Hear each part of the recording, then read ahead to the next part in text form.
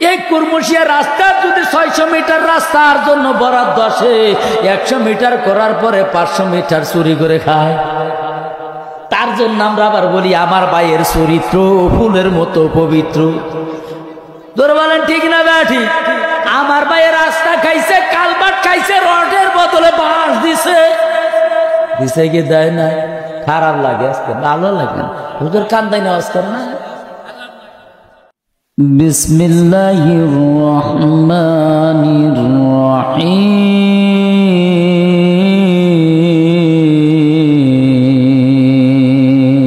আল্লাহু আকবার। লা তাকনাতু মির রাহমাতিল্লাহ।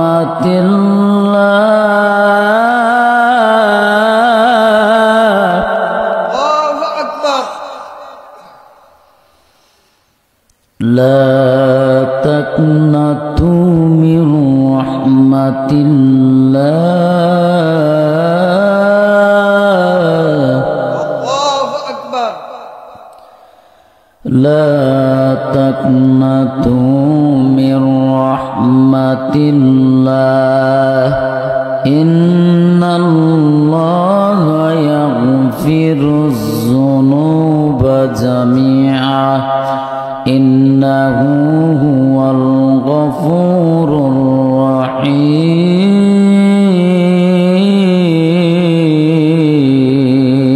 الله أكبر. গভীর মনোযোগ দিয়ে শুনবেন, দিলের কানটা দিয়ে শুনবেন বাবাজি, কোনো দিকে নজর নাই। যেই কথাগুলা বলবো কোরআনের থেকে বলার চেষ্টা করব, হাদিস থেকে বলবো, ইজমাত থেকে বলবো, কিয়াস থেকে বলবো। এই কথাগুলো মেলানোর পরে যখন আপনি দেখবেন মানতে হবে আপনাকে। জোরে বলেন ঠিক না ব্যাঠিক? আমার বন্ধু, কোন বাক্যের আগে যদি আলা ইন্না নাহনু ব্যবহার করা হয়, আমার আল্লাহ ওই জায়গায় আমার সূচক নিশ্চয়ই, অবশ্যই, নিশ্চয়ই বলছেন ইন্না, নিশ্চয়ই আমি আল্লাহ, ইন্নাল্লাহ আমি আল্লাহ একা না, ওয়া এবং মালাইকা ফেরেশতা হু বহু বচন, আমি আল্লাহ একা না কি করি? আমি আল্লাহ নামাজ আদায় করি না। ও বান্দা তোমার উপরে নামাজ ফরজ করে দিলাম। বান্দা আমি রোজা আদায় করি না। ও বান্দা তোমার উপরে রোজা ফরজ করে দিলাম। বান্দা আমি যাকাত আদায় করি না। ও বান্দা তোমার উপরে যাকাত ফরজ করে দিলাম। বান্দা আমি হজ করি না। ও বান্দা আমি আল্লাহর চূড়ান্ত ফায়সালা, আল্লাহর চূড়ান্ত পার্লামেন্টে চূড়ান্ত ফায়সালা, ওয়াকাদা রাব্বুকা আল্লা তা'বুদু ইল্লা ইয়াহু ওয়া বিল ওয়ালিদাইনি ইহসানা। কোরআনুল কারীমের আয়াতের মধ্যে আমার আল্লাহ জানিয়ে দেয়, ও বান্দা দুনিয়াতে তুমি কারো ইবাদত করবা না, কারো আইন মানবা না। কথাকার এর বান্দা, আমি আল্লাহর চূড়ান্ত ফায়সালা, আমি আল্লাহ রব্বুল আলামিনের পার্লামেন্টে চূড়ান্ত ফায়সালা, ওয়াকাদা রাব্বুকা আল্লা তা'বুদু, আমি আল্লাহর ইবাদত করবা। আমি আল্লাহর ইবাদত ছাড়া কারো কোনো ইবাদত করা যাবে না। কথাকার সেজদা দিব কারে? নাকি কোনো মাজারে, না কোনো বাবারে, না কোনো খাজারে, না কোনো পীরেরে? সেজদা দিব কারে? আল্লাহ রাব্বুল আলামিন ডাক দিয়া বলে, বান্দা রে, ও বান্দা তোমার জন্য নামাজ ফরজ করে দিলাম। আমার নামাজের প্রয়োজন নাই, কারণ আমি আল্লাহ ইবাদতের জন্য দুইটা জাতি বানিয়েছি। ওমা খলাকতুল জিন্না ওয়াল ইনসা ইল্লা লিয়াবুদুন। জোরে বলেন আল্লাহু আকবার। আমার ভাইও, ওই মানুষ এবং জিনেরা আমি আল্লাহর ইবাদত করবে। আমি আল্লাহ কাউকে সেজদা দিতে হবে না। আমি আল্লাহর কোনো আল্লাহ নাই। আমি কার নামাজ পড়বো কারো কোনো দরকার নাই। লাম ইয়ালিদ ওয়া লাম ইউলাদ ওয়া লাম ইয়াকুল লাহু কুফুয়ান আহাদ। আমি আল্লাহ কাউকে জন্ম দেইনি, কারো হতে জন্ম নেইনি। কথাকার আল্লাহ বলে, বান্দা আমি আল্লাহ ইবাদত করি না। বান্দা তোমার ইবাদত করতে হবে। ও বান্দারে, আমি আল্লাহ তোমার উপরে যতগুলা আমল দিয়েছি সবগুলা তুমি আমি আল্লাহর জন্য করবা, জোরে বলেন সুবহানাল্লাহ। কিন্তু আমি আল্লাহ রব্বুল আলামিন আমি আমার বন্ধুর জন্য, আমি আমার হাবিবের জন্য আমি কিচ্ছু করি না, কিন্তু আমার হাবিবের প্রেমে পড়িয়া মুহাব্বতের জন্য আমার বন্ধুর উপরে দুরূদ পেশ করি, জোরে বলেন সুবহানাল্লাহ। আল্লাহ বলে বান্দা তোমার জন্য নামাজ দিলাম, এই নামাজটা তুমি কেমন করে আদায় করবা আমি আল্লাহ তোমাকে প্র্যাকটিক্যালি শিক্ষা দেই নাই। আমার বন্ধু যেইভাবে দেখিয়েছে ওই দেখানো আমলটাই আমি আল্লাহর জন্য পছন্দ, করে বলেন সুবহানাল্লাহ। আমার বাইরা রে, ওই হাবিব মুহাম্মাদুর রাসূলুল্লাহ সাল্লাল্লাহু আলাইহি ওয়াসাল্লাম কে উদ্দেশ্য করে বলে, আল্লাহ আপনি বান্দাদেরকে জানিয়ে দেন, আপনার উম্মতদেরকে জানিয়ে দিন আমি আল্লাহ নামাজ আদায় করি না, আপনি আপনার উম্মতদেরকে জানিয়ে দেন দরুদ পড়ার জন্য, আমি দরুদ পড়ি আমার ফেরেশতারাও পড়ে, জোরে বলেন আল্লাহু আকবার। ইন্নাল্লাহ, ও বান্দা, ইন্না নিশ্চয়ই আল্লাহ, আমি আল্লাহ হায়াকানা আমি করি ওয়া ফের ওয়া, এবং তাফসীর যারা গবেষণা করে এই ওয়াওটা 19টা অর্থে ব্যবহার হয়, জোরে বলেন আল্লাহু আকবার। এ বন্ধু, এই তাফসীর মোতালা করতে গেলে দেখবেন প্রত্যেকটা শব্দের কয়টা করে অর্থ, এগুলা দেওয়ার পরে প্রত্যেকটা অর্থ দিয়ে সাজানো হয়। এই ওয়াওটা হলো 19টা অর্থে। আল্লাহ বলে এবং আমার ফেরেশতারা করে, এবং ফেরেশতারা করার পরেও আমি আয়াত শেষ করে দিলাম না। ইয়া আইয়ুহাল্লাযীনা আমানু, ইয়া হে আল্লাহ জিনা যাহারা আমানু, ইমানদার ইসমে মৌসুলা, ইমানদার তোমাদেরকে আমি আল্লাহর হুকুম সল্লু আমি যেমন করি বান্দা তুমিও করো, জোরে বলেন সুবহানাল্লাহ। আল্লাহ কি নামাজ পড়ে? আমাদের সমাজে একটা ফিতনা আছে, এই ফিতনাটা হলো দুরুদে ইব্রাহিম ছাড়া অন্য দুরুদ পড়া যাবে না। এই ফিতনা করে কি করে না, জোরে বলে। কেরে বাবা কি দরকার? দুরুদ হলো দোয়া, দুরুদ শব্দের আবিধানিক করতে হচ্ছে নবীর জন্য দোয়া করা, শান্তি কামনা করা আল্লাহর কাছে, জোরে বলেন ঠিক না ব্যাঠিক? কিন্তু বন্ধু তুমি যদি বলো নামাজের মধ্যে যেই দুরুদ পড়ো, নাম দিলা দুরুদ ইব্রাহিম, বাবা একটা দলিল দাও তো কোরআন এবং হাদিস থেকে দুরুদের নাম দুরুদ ইব্রাহিম।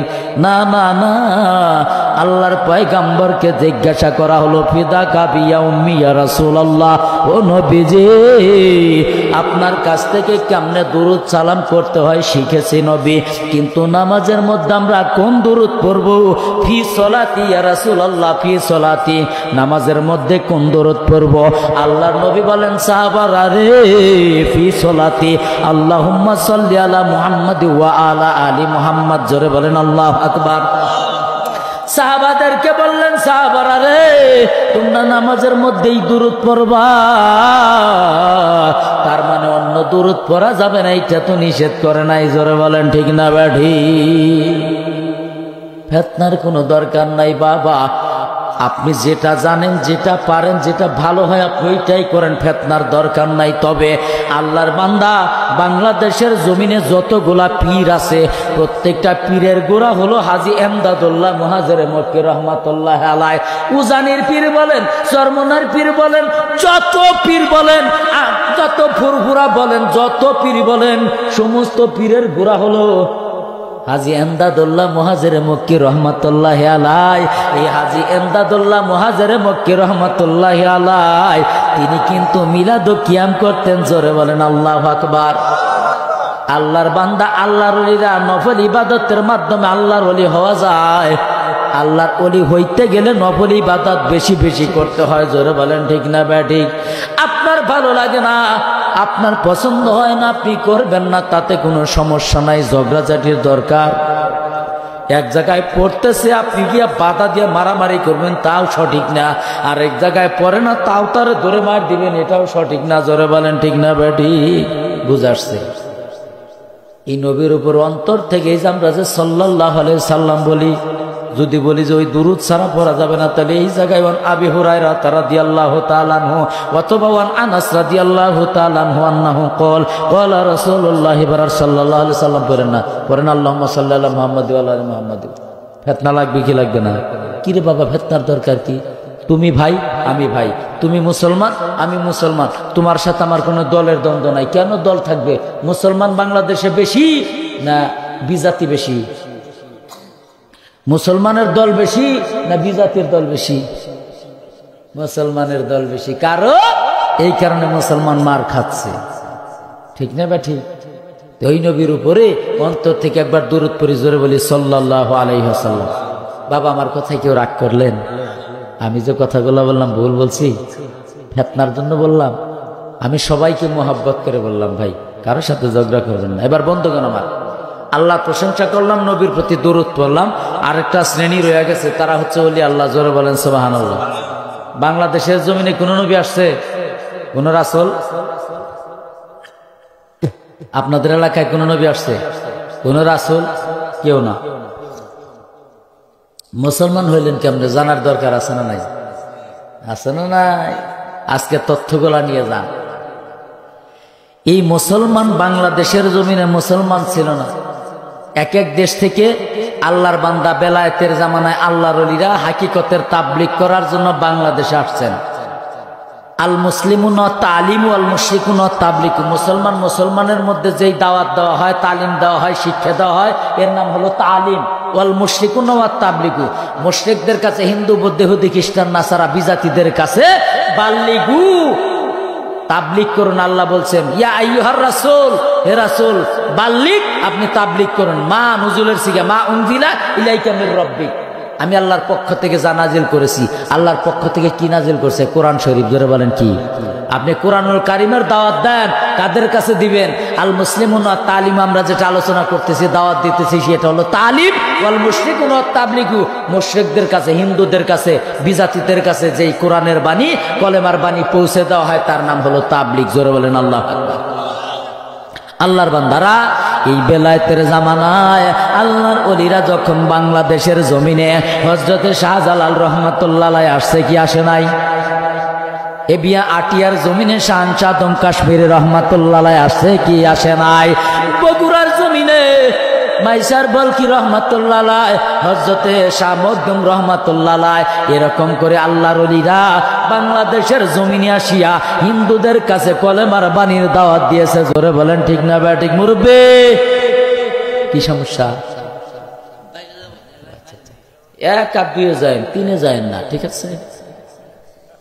বুঝা আসছে তো? তিন বুঝছেন তো? আচ্ছা মাশাআল্লাহ, বোঝার জন্য আপনারা তো সবাই ভালো বুঝেন সবাই। অনেক জায়গায় যাওয়ার পরে হুজুর কয় তিন আবার কি? বলে তিন বুঝেন না? এটা হলো তিন, ঠিক না বেটি? দুয়ে যায়, তিনে যায় না, একে যায়, তিনে যায় না, ঠিক না বেটি?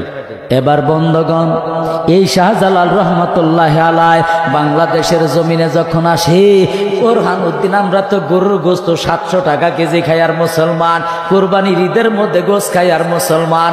আল্লাহর বান্দা হযরত বোরহান উদ্দিন রহমাতুল্লাহ আলাইহি বাংলাদেশের জমিনে সন্তানের জন্য একটা আকিকা করেছিল, গরু জবাই করেছিল।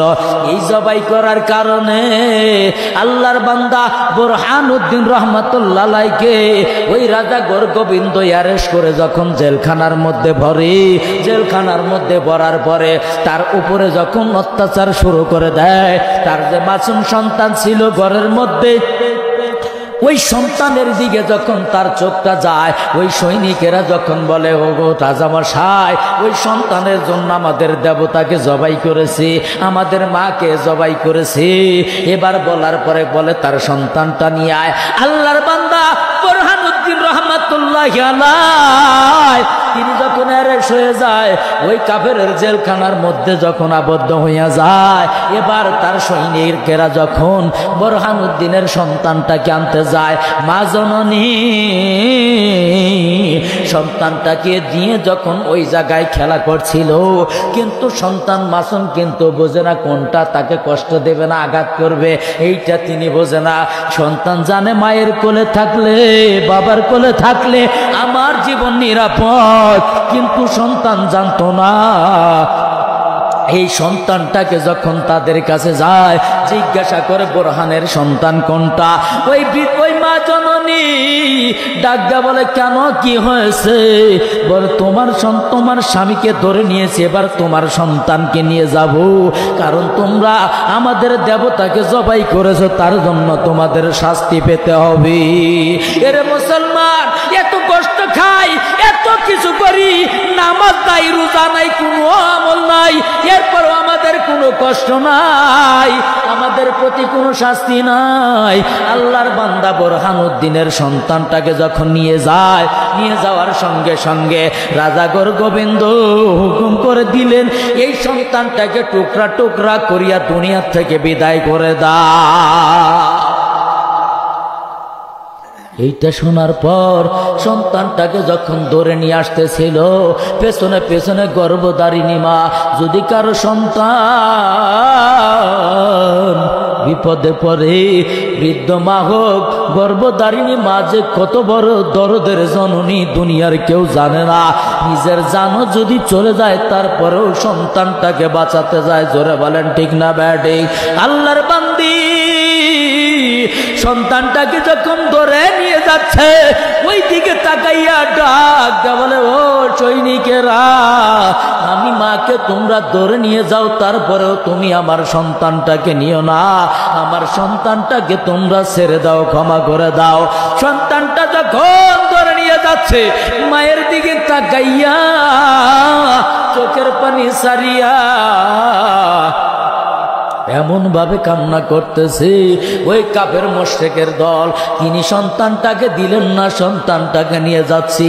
নিয়ে যাওয়ার পর বোরহানুদ্দিনকে যখন কষ্ট দেয়, এরপরেও বোরহান আমার আল্লাহর দরবারে হাত তুলে বলেন, রব্বে কারীম, আমার সমস্ত কিছু যদি চলে যায় মালিক, তারপরেও যেন আমার ঈমান রক্ষা করতে পারি। জোরে বলেন আল্লাহু আকবার।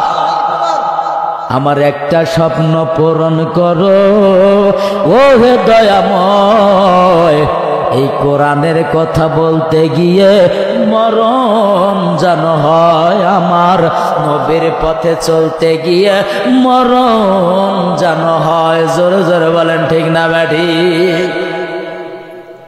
আমার ভাইরা রে, এবার বোরহানুদ্দিনের সন্তানটাকে যখন জবাই করবে, ইন দ্য মিন টাইমে বোরহানুদ্দিনকে ধরে আনা হলো। যখন বোরহানুদ্দিন কোন মা এবং বাবা কখনো বরদাস্ত করতে পারবে না যে সন্তান নিজের চোখের সামনে দুনিয়ার থেকে বিদায় করে দিই। আমার ভাইরা রে, ঢাকার শহরে একটা বিল্ডিং এর মধ্যে আগুন লেগেছিল, গর্ভধারিণী মা সেই বিল্ডিং এর মধ্যে যখন আটকা পড়েছিল, জানালার ভেতর দিয়া সন্তানটাকে ধরে রেখেছিল। মা জননী আগুনে পুড়ে গিয়েছে, এরপর মৃত মানুষ ধরে রাখার ক্ষমতা নাই, কিন্তু আমার আল্লাহ বুঝালেন দুনিয়ার মানুষ দেখো মা জননী কত দরদি। ওই মা এমন ভাবে সন্তানটাকে ধরে রেখেছে, ফায়ার সার্ভিসের লোকেরা গিয়া সন্তানটাকে উদ্ধার করে। মা জননী দুনিয়ার জমিনে নাই, সন্তানটা বেঁচে আছে। আমার ভাইরা রে, এবার বোরহানুদ্দিনকে ধরে আনার পরে যখন চক্ষু বন্ধ করে, ওই কাফেরের দলেরা তাকে ছাড়ে না। চোখের মধ্যে বর্ষির মতো আংটা লাগাইয়া পেছনের দিকে যখন ধরেছে টানিয়া টানিয়া, আর বলতেছে দেখতে হবে, চক্ষু বন্ধ করলে হবে না।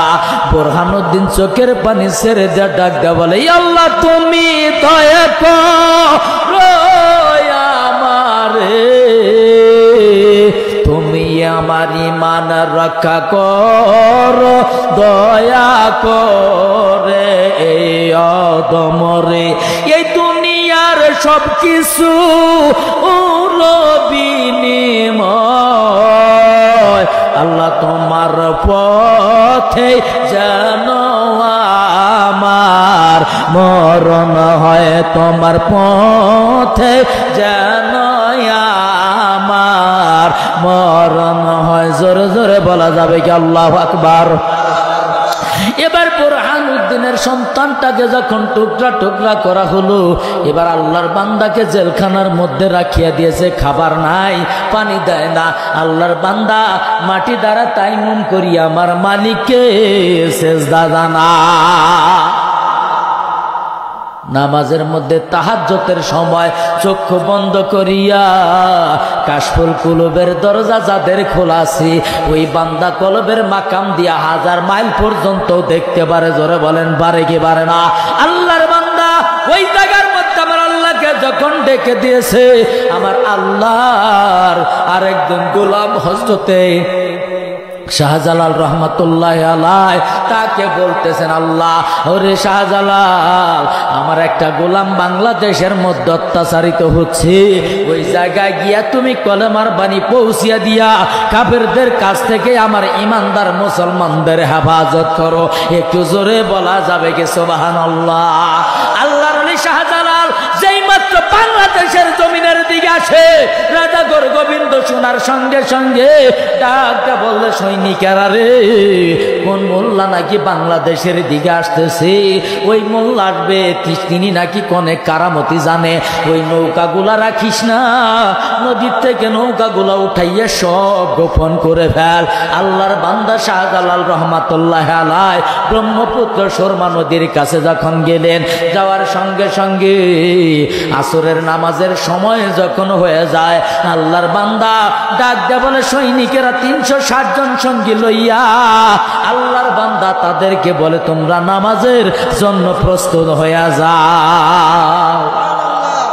আমাদের দেশে অনেক পীর আছে, নামাজ লাগে না, আছে না নাই? এরে বাবা, নামাজ ছাড়া কেউ আল্লাহর ওলি হয় নাই, নামাজ ছাড়া কোনো ব্যক্তি আল্লাহর ওলি হইতে পারে নাই।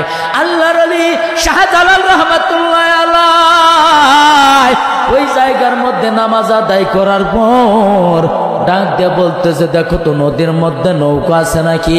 সৈনিকেরা বলে, হুজুর একটা নৌকাও নাই, একটা নৌকাও নাই, তাহলে কেমন করে পার হবে? নৌকার জন্য ভেলার ব্যবস্থাও নাই।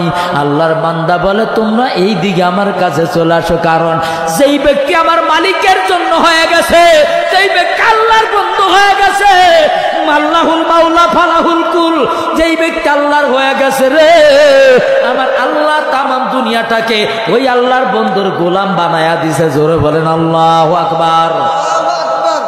আল্লাহর বান্দা শাহজালাল রহমাতুল্লাহ আলাইহি একটা জায়নামাজ নিয়া পানির মধ্যে যখন ছেড়ে দেয়, আল্লাহর বান্দা এই শাহাদত আঙ্গুলি খানা দিয়া জায়নামাজকে যখন ইশারা করে, 360 জন সঙ্গী লইয়া ওই নদী পার হইয়া নদীর ওই পারে চলে যায়।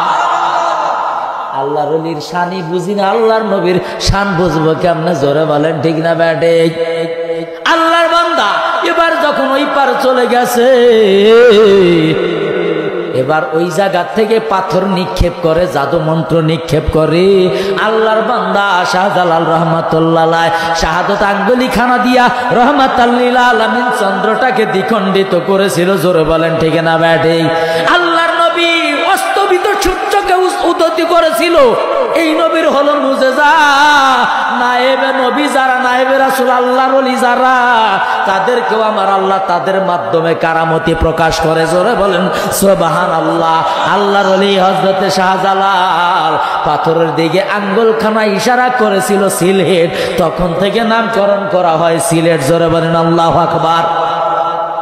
আলেম ক্লাসের মধ্যে আমার শ্রদ্ধা ভাজন ভাইজান হয়তো বা পড়েছেন, হযরত শাহজালাল রহমাতুল্লাহ আলাইহি was born in Yemen 1197. He lost his parents in early life and was brought up by maternal uncle Sayyid Ahmad Kabir. Hazrat Shahjalal রহমাতুল্লাহ আলাইহির ঘটনা এমন ভাবে লেখা আছে, অনেকেই পড়ে না, তার জন্যই জানে না। জোরে বলেন ঠিক না ব্যাঠিক? আল্লাহর বান্দারা, এবার শাহজালাল যখন ওই পার চলে যায়, এবার কুফরি বাক্য যখন আল্লাহর ওলির দিকে দেয়, আল্লাহর ওলি ডাক দিয়ে বলতেছে, তোমরা একজন আজান দিয়ে দাও। আল্লাহর বান্দা একজন আজান দিয়ে দেওয়ার সঙ্গে সঙ্গে রাজা গোবিন্দর প্রাসাদ চূর্ণ বিচূর্ণ হয়ে যায়।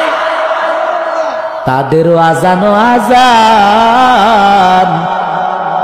আমাদের আজানেরও প্রেম আজান, ঠিক না ব্যাটি?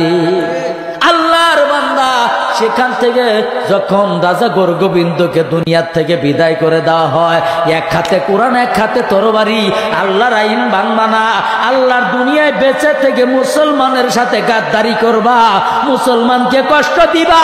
এই জন্য ভারতের মুসলমান, ভারতের দালালের বাচ্চারা, ওই ভারত বাংলাদেশের দুশ্মন নয়, শুধু মুসলমানের দুশ্মন। জোরে বলেন ঠিক না ঠিক?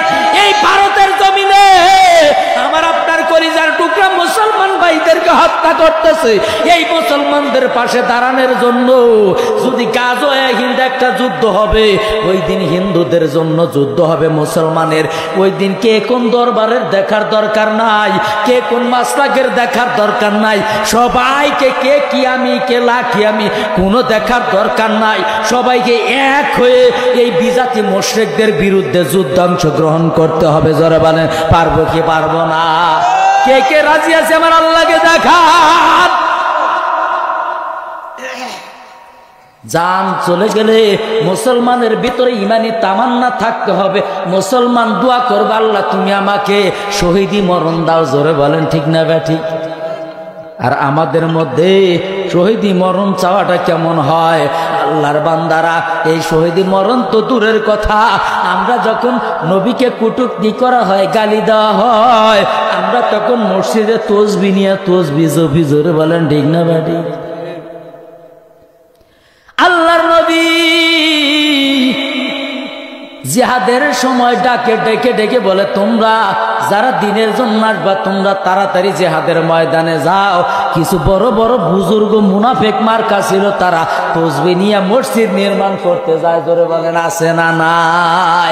আল্লাহর নবী যুদ্ধ থেকে যখন আসতেন, আল্লাহর নবীকে আল্লাহ ওহী দ্বারা নাজিল করে দিলেন, নবী গো আগুন দিয়ে দেন মসজিদে।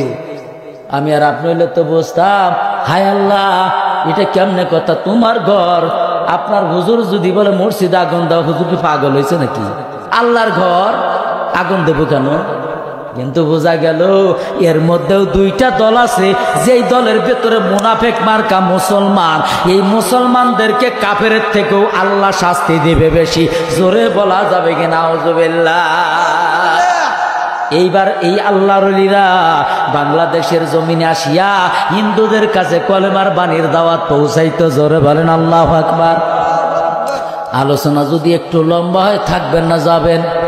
কে কে যাবেন হাত তুলেন। বুঝা হাত তুলছে বাজার।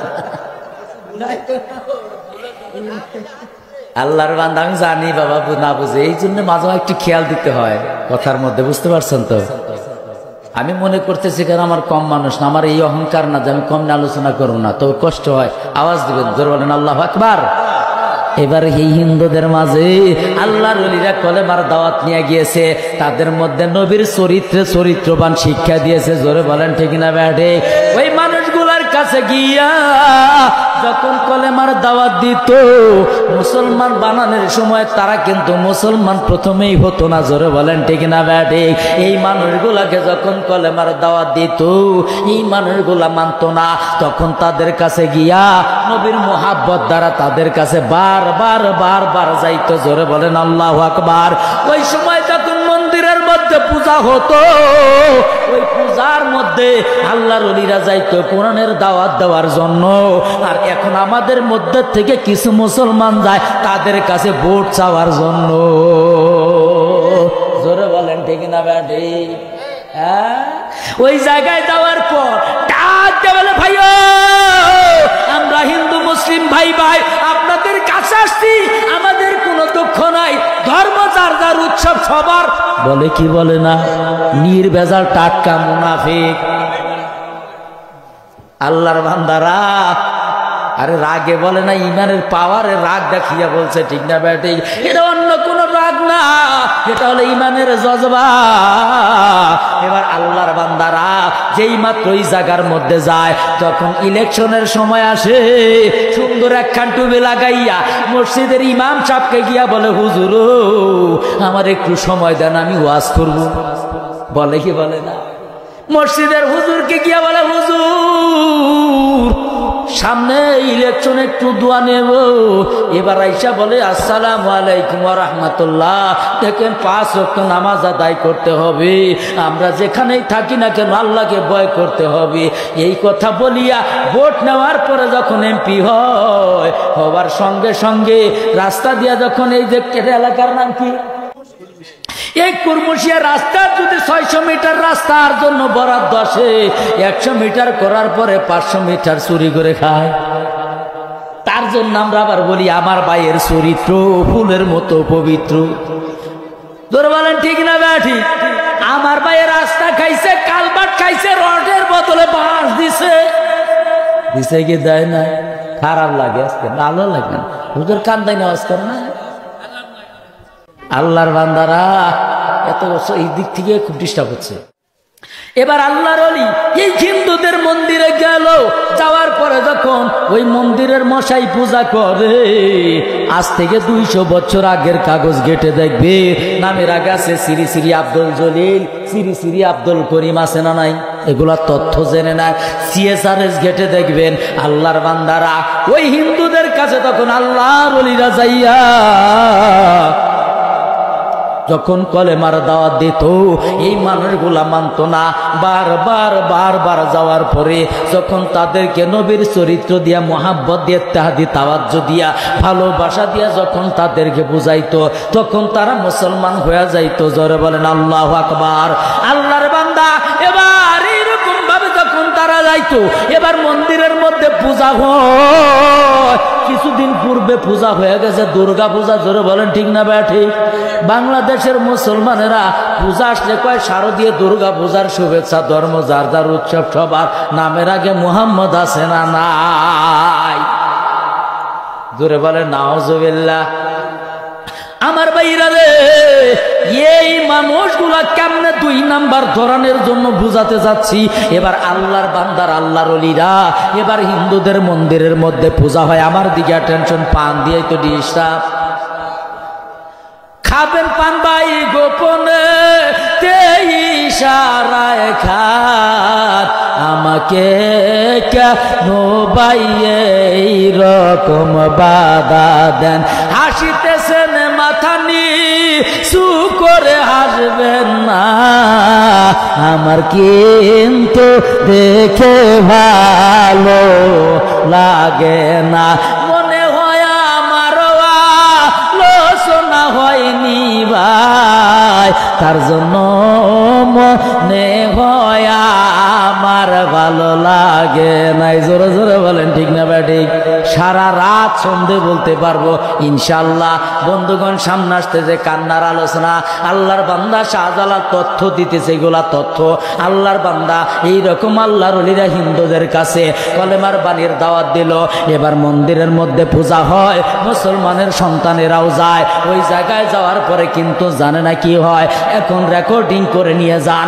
ওই হিন্দু ঠাকুর যেই মাত্র শ্লোক করি পূজা পরে, ওই সময় বলে যা দেবী সর্বভূতে শান্তিরূপী, ওং নমস্তে সেই নম নম ইল্লং জাষ্টং পরমং পুণ্যং ব্রাহ্মণ এতস্মান্তরে সমাধিত মুহাম্মাদি শিষ্য শাখা সামান্বিত আসর সেই বাহার বাহরং অল্লং ইল্লাল্লাহ তেল্লাল্লাহ। এই বলে ঠাকুর মশাই পূজা করে। ওই সময় শুধু বলে যা দেবী সর্বভূতে শান্তিরূপী, ওং নমস্তে সেই নম নম বলে, আর জোরে বলে না, শুধু ঘন্টা বাইরায়। তার কারণ যদি আসলটা শুনে, তাহলে পকেটের মধ্যে ফলের রস যাবে। জোরে বলে আছে না নাই? এ বন্ধুরে, এই বাক্যটা যখন মানুষ সঠিক জানতে পারে, ওই মানুষ আর মানবে না, ওই মানুষ আর ওই ধর্মে থাকবে না।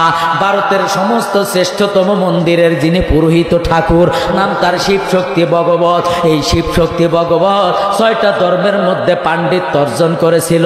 সর্বশেষ কোরআন নিয়ে গবেষণা করতে গিয়া বিবিকে বলে, বিবি রে, আমি তোমার কাছে একটা কথা বলি, আমি কি আমার এই জাতির কাছে সত্য কথা বলবো না আমি গোপন করে রাখবো?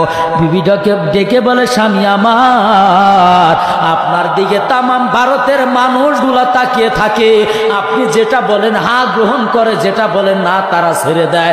আপনি যদি গোপন করেন তাহলে তাদের কি উপায় হবে? আল্লাহর বান্দা বান্দা শিব শক্তি ভগবত দেখে বলে, বিবি রে, যদি সঠিক বলি কালকের থেকে তোমার আমার জন্য ফলের বস্তা আসবে না। কারণ কি?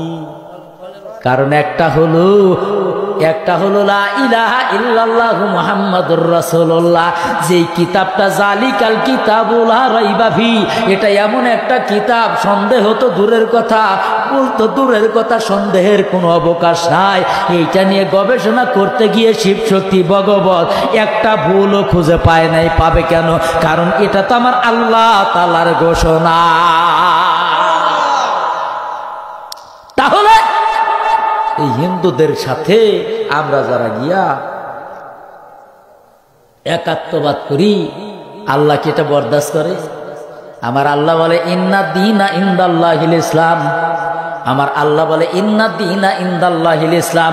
আমি আল্লাহর কাছে মনোনীত ধর্ম হলো ইসলাম। আমি আল্লাহর ধর্মটাকে তুমি কিছু মানবার কিছু মানবা না। উদখুলু ফিস সিলমি কাফা, ইসলামের মধ্যে পরিপূর্ণভাবে ঢুকতে হবে। কিছু মানবা ঠাকুরের কাছে, কিছু মানবা মন্দিরের কাছে, কিছু মানবা বৌদ্ধর কাছে, কিছু মানবা খ্রিস্টানের কাছে, আবার কিছু মানবা মুসলমানের কাছে। না না না, আমি আল্লাহ তোমার জন্য সেটা দিলাম না। মন্দিরের মধ্যে গিয়া বলবা সঠিক, যাত্রায় গিয়াও বলবা সঠিক। না না না, আমি আল্লাহ জানিয়ে দিলাম, কুল ইয়া আইয়ুহাল কাফিরুন লা আ'বুদু মা তা'বুদুন। জোরে বলেন আল্লাহু আকবার। তাহলে আমাদেরকে পরিপূর্ণ ইসলামের মধ্যে আসতে হবে। জোরে বলেন ঠিক না বেঠিক? বলি আল্লাহর সাথে বেয়াদবি করা যাবে না। আল্লাহ আমাদের উপরে যা নাযিল করছেন তার বাইরেও যাওয়া যাবে না। জোরে বলেন ঠিক না বেঠিক? তো বন্ধুগণ আমার, এই জন্য অন্তর থেকে বলতেছি, ভালো করে দিলের কান্দা শুনবেন। আজকে তো কণ্ঠের অবস্থা, মাইকের অবস্থা তো বুঝতেই পারছেন। আমি তেমনিতে আমার আলোচনার মধ্যে থাকে ন্যূনতম 10 থেকে 15-20টা মাইক থাকে, মেশিন মনিটর সহ থাকে। তা আল্লাহ তাআলা কবুল করুন। যে কণ্ঠও বিলে না, মনে হয় কেমনে জানি লাগে, যাক আল্লাহ তাআলা যেমনি কবুল করুন। আমিন। আল্লাহর বান্দারা, জীবনে আল্লাহর বান্দারা, এবার এই মানুষগুলা যখন মুসলমান বানালেন, মুসলমান বানাইয়া তাদেরকে ইত্তেহাদি তাওয়াজ্জুহ দিত, এদের গুনার কথা স্মরণ করে যখন কান্না করত, হুজুর আপনারা মুসলমান হয়েছে কিন্তু আমরা হিন্দু ছিলাম, বিজাতি ছিলাম, কত গুনাহ করেছি, এই গুনাহ কি আমার আল্লাহ ক্ষমা করবে? তখন তাদের কাছে আমার আল্লাহর কালামের বাণী পৌঁছিয়া দিয়া তাদের জন্য একটা রহমতের বাণী দিত। জোরে বলেন আল্লাহু আকবার। আল্লাহ বলে লা তাকনাতু মির রাহমাতিল্লাহ, লা তাকনাতু মির রাহমাতিল্লাহ, ইন্নাল্লাহা ইয়াগফিরুয যুনুবা জামিআ, ইন্নাহু হুয়াল গফুরুর রহিম। বান্দারে, কত গুনাহ করেছো তুমি, আমি আল্লাহর রহমতের দরবার থেকে নিরাশ হইও না। কথা গা, আমি আর আপনি যদি একটু কোনো কিছু করি, আমার এক ভাই হয়তো আমার দিকে চোখ তুলে তাকায় না, বাঁকা নজরে তাকায়, কিন্তু আমার আল্লাহ বলে বান্দা রে, কত গুনাহ করছো, আমি আল্লাহর রহমতের দিকে ফিরে আসো, আমি আল্লাহর কাছে তওবা করো, তওবা করার মতো যদি করতে পারো, আমি আল্লাহ তোমার 70 বছরের গুনাহকে মাফ করতে 1 সেকেন্ডও লাগবে না। এবার বন্ধুগণ আমার, তাহলে এই ভয়টা করতে গেলে কেমনে করতে হবে? এই ভয়টা যদি আমার মধ্যে থাকে, ওই ভয়টার জন্য কোরআনুল কারীমের আরেকটা আয়াত তেলাওয়াত করেছি, ইয়া আইয়ুহাল্লাযীনা আমানুত্তাকুল্লাহ, ইয়া আল্লাযীনা যাহারা আমানু ঈমানদারত্তাকুল্লাহ, আমি আল্লাহকে ভয় করার মতো ভয় করো, ওয়ালা তামুতুন্না, অতক্ষণ পর্যন্ত মৃত্যুবরণ করিও না যতক্ষণ না পর্যন্ত তুমি কি করো, পরিপূর্ণ মুসলমান হও। কথাকার তার মানে বোঝা গেল মুসলমান দাবি করলেই হবে না, পরিপূর্ণ 1 নাম্বার মুসলমান হতে হবে। জোরে বলেন ঠিক না ব্যাডি? আমার ভাইরা রে, পিতামাতার সম্পর্ক, স্বামী স্ত্রী নিয়ে আলোচনা করব, তবে কিছু ড্রপ দেওয়ার দরকার আছে না নাই? আমার ভাইরা রে, এই মুসলমান যদি আল্লাহকে ভয় করে, এবার বলেন তো বান্দা নামাজ কি বাদ দিতে পারে? মুসলমান যদি আল্লাহকে ভয় করে, এই মানুষ কি সুদের ব্যবসা করতে পারে? মুসলমান যদি ভয় করে, রাস্তা বন্ধ করে, গাছ বুনিয়া রাস্তা বন্ধ করে দিতে পারে? পারে তো। মুসলমান যদি আল্লাহকে পরিপূর্ণ ভয় করতে পারে, কারো রাস্তা কি কেউ আটকাইয়া দিতে পারে? কেউ পারে না। কার পক্ষে গেল কার বিপক্ষে গেল বাবা আমি জানি না, তবে এই সঠিক কথা যদি না বলি আল্লাহর দরবারে বোবা শয়তান হইয়া দাঁড়াতে হবে। কারণ আমি দাওয়াত পাওয়ার আশায় শুধু কান্নার আলোচনা করে যাব, এই কথা বলবো মনের মতো, মানে গোলালু, দেখবে শুনবে বলবে না মানে গোলালু। বাতে দেওয়া যায়, নিরামিষ করে খাওয়া যায়, বাজি করে খাওয়া যায়, গোশতে দেওয়া যায়, ছেড়ে দিলে গড় গড় করে চলে যায়। ঠিক না ভাই? ঠিক। গোলালু মার্কা আলোচনা বাবা করা যাবে না।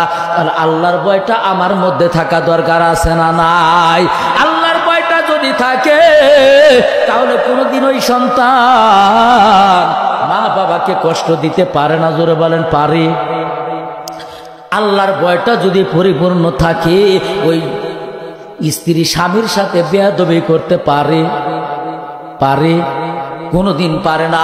আল্লাহর ভয়টা অন্তরের মধ্যে পরিপূর্ণ যারা রাখে, এবার যার মধ্যে আল্লাহর ভয়, এই বান্দা তখন অন্তরের মধ্যে মালিকের ভয়টা লইয়া যখন নামাজের মধ্যে যাবে, নামাজের মধ্যে যাওয়ার পর নামাজ আদায় করার পর আল্লাহর ভয়টা যার মধ্যে এসে গেল রে, ভিতরে তখন জ্বালা পয়দা হয়ে গেল। তাহাজ্জুদের সময় ঠান্ডা পানি দিয়া ওযু বানাইয়া ঘরের মধ্যে যায় নামাজ সারিয়া আমার আল্লাহর কাছে তাহাজ্জুদের নামাজ আদায় করার পর ওই বান্দা মালিকের কাছে কান্না করে করে বলে, আল্লাহ আমার গুনাহগুলা যদি তুমি মানুষের কাছে প্রকাশ করতা, ও মালিক আমি আমার সন্তানের কাছে মুখ দেখাইতে পারতাম না। আল্লাহ আমার গুনাহগুলা যদি মানুষের কাছে প্রকাশ করতা, আল্লাহ আমি মানুষের কাছে মুখ দেখাইতে পারতাম না। বান্দা কান্না শুরু করে দেয়, চোখের পানির বিনিময়ে বান্দা কান্নাই করতে থাকে। ওই সময় আমার আল্লাহ রহমতের ফেরেশতাকে ডেকে বলে, ফেরেশতারা রে, আমার বান্দা আমি আল্লাহর জান্নাত দেখলো না, জাহান্নাম দেখলো না, আল্লাহকে দেখলো না, আমি আল্লাহকে তারপরেও পরিপূর্ণ ভয় করিয়া আমি আল্লাহর প্রেমে হয়েছে দিওয়ানা। আমি আল্লাহ রব্বুল আলামিন ওর চোখের পানি বৃথা যেতে দেব না। এরা ফেরেশতা ওর চোখের পানিগুলো জমা রাখ, কাল কিয়ামত হাশরের ময়দানে আমার বান্দা যদি জাহান্নামী হয়, আমি আল্লাহ আমার বান্দার চোখের পানি দিয়ে আমার জাহান্নাম নেভাইয়া দেব। গুনাহগারের চোখের পানির কত দাম! এই দামি বান্দা যখন মালিকের ভয়টা নিয়ে মালিকের ইবাদত করে, এই দামি বান্দা যখন আল্লাহর বান্দা পিতা মাতার খেদমত করে, স্বামীর খেদমত করে, আমার আল্লাহ সন্তুষ্ট হইয়া যায়। আর দুনিয়াতে যদি কেউ এই ভয়টা পরিপূর্ণ না করিয়া মানুষের কাছে ধোঁকা দেয়, এক নাম্বার না 2 নাম্বার। ঠিক না বা ঠিক? আমার ভাইরা রে, আল্লাহর বান্দারা এই দুনিয়ার জমিনে যত আমল করি না কেন, আমি ইবাদত করতে গেলে মালিকের সন্তুষ্টি, যেই জায়গায় আল্লাহর ইবাদতের কথা বলেছেন পাশাপাশি তার পিতা মাতার খেদমতের কথা বলেছেন, একটু জোরে বলা যাবে কি আল্লাহু আকবার? এই আয়াত এবার বাবাজি কান্নার আলোচনা চলে আসবে, কোনো দিকে নজর নাই।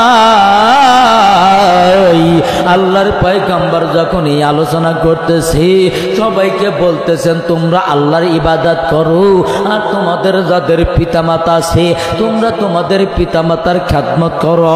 এই কথা বলতে যাইয়া আল্লাহর নবীর চোখ বেয়ে বেয়ে পানি আসতেছে। এমন দেখার পর সাহাবা আজমাইনরা তখন চিন্তা করা, রে আল্লাহর নবীজি কান্না করে, কেমন করে কান্না করতেছে রে দুনিয়ার মানুষ। আল্লাহর নবী কথা বলার পর হযরত আবু হুরায়রা ডেকে বলি, ইয়া রাসূলুল্লাহ, ইয়া হাবিবাল্লাহ, নবী গো, ও নবীজি, আপনি তো পিতা মাতার খেদমতের কথা বলেন, কিন্তু আপনার কাছে আমার একটা কথা আছে, অনুরোধ আছে নবী। আমি অনেক দিন পরে বাড়ি গিয়েছিলাম, এর বাবা নবীকে কেমন ভাবে মুহাব্বত করতে হবে, কেমন ভাবে তার আদর্শটাকে আমার কাছে ধরতে হবে। আল্লাহর নবী বলে সাহাবা তুমি বলো আমার কাছে। ইয়া রাসূলুল্লাহ নবী গো, যখন আমি বাড়িতে গিয়েছিলাম আমার মায়ের কাছে, আমার মা মুসলমান না মুশরিকা, আমার মার কাছে যাওয়ার সঙ্গে সঙ্গে আমার মামার কাছে খারাপ ব্যবহার শুরু করে দিল। শুধু তাই নয়, ইয়া রাসূলুল্লাহ নবী গো, আমার গায়ে আঘাত করে দিল। আল্লাহর পয়গম্বর শুনে শুধু তাকিয়ে থাকে, ডাকতে বলে নবী গো, আপনাকে যখন কটু কথা বাজে কথা বলল, আমার কলিজার মধ্যে বরদাস্ত হলো না। কারণ নবী আপনি হলেন আমার জানের জান। জোরে বলেন সুবহানাল্লাহ। ওগো নবী আপনি আমারি জানের জান, আপনায় ব্যথা দিলে সহে না যে, আমার প্রাণ ব্যথা দিলে সহে না যে, আমার প্রাণ আপনার চোখের পানি দে খেয়ে আগুন জ্বলে। বলেন কেমনে করে সইব গয়ামি, এই ভাবে কেমন করে সইব গয়ামি, এই ভাবে। ইয়া রাসূলুল্লাহ নবী গো, আপনাকে গালি দেওয়ার পরে যখন কলিজার মধ্যে বরদাস্ত হলো না, শুধু তাই নয়, যখন আমার মায়ের সাথে এই কথাটা নিয়ে আমি একটু প্রতিবাদ করতে চাইলাম, সঙ্গে সঙ্গে আমার মা আমার গায়ের মধ্যে আঘাত করেছে। দেখেন নবী আমার গায়ের কেমন করে ফুলে উঠেছে। আল্লাহর নবী চোখের পানি ছেড়ে দিয়ে ডাকতে বলল, এরে আবু হুরায়রা, তুমি কি তোমার মায়ের জন্য আমি এতিম নবীর কাছে বিচার দেওয়ার জন্য আসছো? তুমি কি জানো না আমি নবীর মা নাই? কিছুক্ষণ পরে যখন তুমি আবার তোমার মায়ের কাছে যাইবা, ওই সময় তোমার মা রাগ বলিয়া যখন তোমার দিকে তাকাবে, যখন তুমি তোমার মাকে মা বলিয়া ডাক দিবা, ওই সময় তোমার মা আরে তোমাকে আদর করে তোমার দুঃখটা ভুলিয়ে দিবি। ওরে কেমন করে বলবা তুমি আমারে, ওরে জন্মের এতিম হইছি রে আমি, সংসারে জন্মের এতিম হইছি রে আমি, সংসারী। এর আবু হুরায়রা কত কান্না করতেছে যখন তোমাকে খুঁজে পায়, জড়াইয়া ধরিয়া চোখের পানি সারিয়া ওই মা জননী গালে মুখে চুমা দেয়। আমি এতিম নবীর মা নাই, কতজন আমার আঘাত করে কষ্ট দেয়, কিন্তু আমি নবী কার কাছে গিয়ে বলবো আমার মনের কথা? ওর কলিজাতে জ্বলে আগুন নাই জননী, ওরকে দেখিবে অন্তরে আগুনের খনিকে দেখিবে অন্তরে আগুনের খনি। এরা বোরাইরা তুমি তোমার মায়ের জন্য আমার কাছে বিচার দিতাই শোনা। তোমার কাছে আমি একটা কথা বলি, আমি যখন মাসুম অবস্থায় ছিলাম আবু হুরায়রা, ওই সময় বাড়ির মধ্যে যখন হালিমাতু সাদিয়ার কাছ থেকে আমি বাড়িতে চলে আসলাম, ওই সময় আসার পর আল্লাহর বান্দা আমি তখন দেখলাম অনেক সন্তানেরা পাহাড়ের উপত্যকায় খেলাধুলা করতেছিল। তাদের কাছে গিয়ে যখন আমি দাঁড়িয়েছিলাম, সন্ধ্যা অস্তমিত হওয়ার সময় অনেক মানুষ যখন তার মা বাবা সে সন্তানগুলোকে আদর করে নিয়ে যাচ্ছিল, আমি দেখলাম এক একটা সন্তানকে অনেক মা কত সুন্দর ভাবে চুমু খায়, বাবা আদর করে কুলে নেয়, বুকের সাথে জড়াইয়া ধরে। আমি তাকাইয়া দেখলাম আমার পেছনে তো কেউ নেওয়ার জন্য আসে না। আমি তাকাইয়া তাকাইয়া জিজ্ঞাসা করলাম, এ যে বন্ধু, যেই ব্যক্তি তোমাকে কুলে নিল, ওই ব্যক্তিটা তোমার কি হয়? হয়। আমি তখন শুনলাম ওই ব্যক্তি বলে, রে আলামিন তোমার কি বাবা নাই? ইনি হলো আমার বাবা।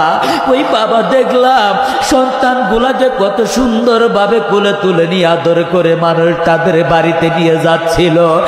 অনেক বাবা দেখলাম সন্তানগুলাকে এমন ভাবে জড়াইয়া গালে মুখে চুমা খায়, সোনা জাদু বলে আদর করে নিয়ে যায়। আমি তাকিয়ে তাকিয়ে দেখলাম আমাকে নেওয়ার জন্য কেউ আসলো না রে আবু হুরায়রা। ওই জায়গায় আমি দাঁড়িয়ে থাকলাম, এরপরও সন্তানগুলা নিয়ে যাচ্ছে, দেখলাম কেউ আসে কিনা, না কেউ আসে না। একটু হেঁটে হেঁটে পাহাড়ের উপত্যকার দিকে যখন উঠতে শুরু করলাম, এরে বাবা মনটাকে নরম করে দিবা, কার জানি দরদের মা নাই, কার জানি দরদের বাবা নাই। আমি গুনাহগার মরহুম মাওলানা মিরাজউদ্দিনের সন্তান। আজকে 18টা বছর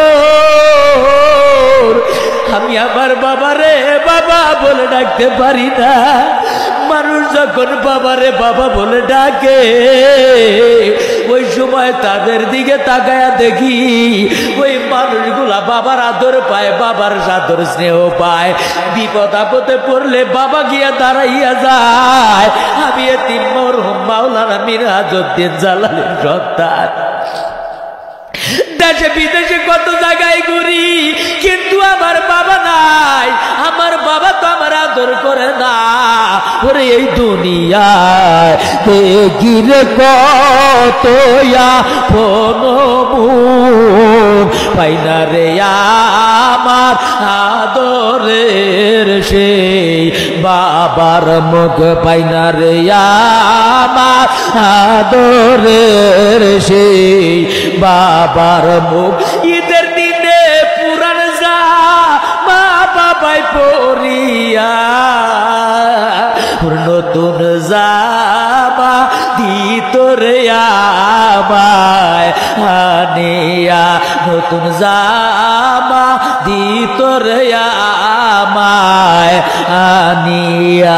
যখন ঈদের দিনের জন্য সকাল বেলায় যখন নতুন কাপড়গুলা পরিয়া যখন বের হওয়ার জন্য চিন্তা করব, কিন্তু সকাল বেলায় যখন ঘরের থেকে বের হয়ে মায়ের ঘরের দরজার দিকে তাকাই, যেই দরজার দিকে তাকানোর সঙ্গে সঙ্গে বাবা যখন দেখতো, বাবা তখন হাসি দিয়া বুকের মধ্যে জড়াইয়া লইয়া নতুন কাপড় পরিধান করাইয়া আমি গুনাহগারের দিকে যখন চুমু দিয়া আদর করে যখন বলতো, বাবা তোমার পছন্দ নাকি?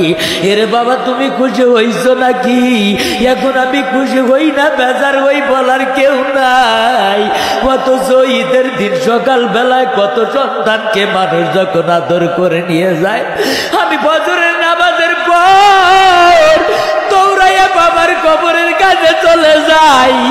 বাবার কবরের পাশে দাঁড়াইয়া ওই সময় যখন বাবারে বাবা বলিয়া ডাকি, আল্লাহর কাছে বলি, আল্লাহ আজকে ঈদের দিন, খুশির দিন, সবাই তো খুশি হইতেছে রে আল্লাহ, আমার তো খুশির দিন। আল্লাহ তুমি দয়া করিয়া, ও মালিক তুমি দয়া করিয়া, আল্লাহ তুমি আমার বাবার কবরটাকে জান্নাতের বাগান বানায়া দাও।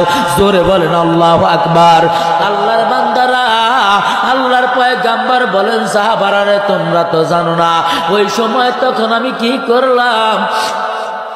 দেখলাম কোন ব্যক্তি যখন আমার কাছে আসলো না, তখন সেখান থেকে দৌড় দিয়ে ঘরের মধ্যে চলে গেলাম। ঘরের মধ্যে চলে যাওয়ার পর মা জননীর সামনে যখন দাঁড়িয়ে গেলাম, মায়ের গলা জড়াইয়া ডাক দিয়ে বললাম, মা আমার বাবা কোথায়? ওই জায়গায় দেখলাম কত ইতিম সন্তান, কত মানুষ দাঁড়িয়ে রয়েছে, কিন্তু আমার মতো ইতিম নাই। প্রত্যেকটা সন্তানকে আদর করে ঘরের মধ্যে নিয়ে গেল। আমার বাবা কোথায় মা? আমাকে তুমি আমার বাবার কাছে পৌঁছায়া দাও। বাবার কোলে যাবো মনের বাসনা, এই কোলে যায় চলছে গো মা যন্ত্রণা, এই কোলে যায় চলছে রে মা যন্ত্রণা। মা জননী ডাক দে বলে, বাবা রে তুমি যখন গর্বে ওসিলা তোমার বাবা দুনিয়ার থেকে বিদায় নিয়েছে। আল্লাহর নবী তবুও মানে না। এরা যুবকের দল, যার মা নাই ওই ব্যক্তির কাছে জিজ্ঞাসা করো মায়ের কি আদর।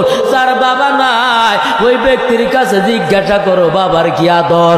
আমি আর তুমি তো মায়ের খ্যাতমত করি না, আমি আর তুমি তো বাবার খ্যাতমত করি না, কিন্তু তুমি তোমার সন্তানের জন্য যখন সন্তান একটা জিনিস খাইতে চায়, ওই সন্তানের মুখে যখন ভালো না লাগে, এই সন্তানের জন্য পুনরায় আরেকটা খাবার তুমি তো সৃষ্টি তৈরি করে দাও।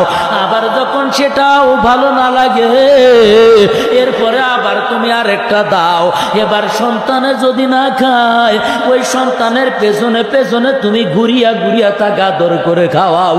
তোমার কি যুবক মনে হয় না তোমার বাবা তোমার মা তোমার পেছনে পেছনে ঘুরিয়া ঘুরিয়া এইরকম করে খাওয়াই আছি?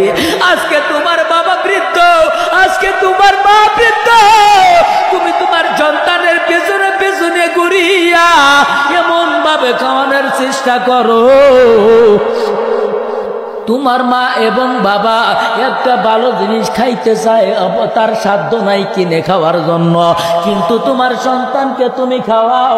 তোমার সন্তান সন্তানাদিকে নিয়ে তিন কথার পাখি ঘরের মধ্যে লইয়া খাও, কিন্তু তোমার মা তোমার বাবা ঘরের মধ্যে রাত্রিবেলায় কান্দে। প্রচন্ড শীতের মধ্যে তুমি থাকো নতুন জাজিমের বিছানার মধ্যে, সুন্দর বিছানার মধ্যে, আর তোমার মায়ের জন্য বাবার জন্য ভালো বিছানা নাই, নতুন কম্বল মোটা কম্বল বিদেশ থেকে আনার পরে তুমি নাও, কিন্তু তোমার মায়ের জন্য পুরানটা জোটে জোরে বলেন ঠিক না ব্যাটে? আল্লাহর বান্দারা, যেই সন্তান মা বাবাকে কষ্ট দিয়া মা বাবাকে আঘাত দিবে, আল্লাহর বান্দা আমার আল্লাহ ওই বান্দাকে দুনিয়ার জমিনে এই পাপের শাস্তি না করাইয়া মরণ দিবে না।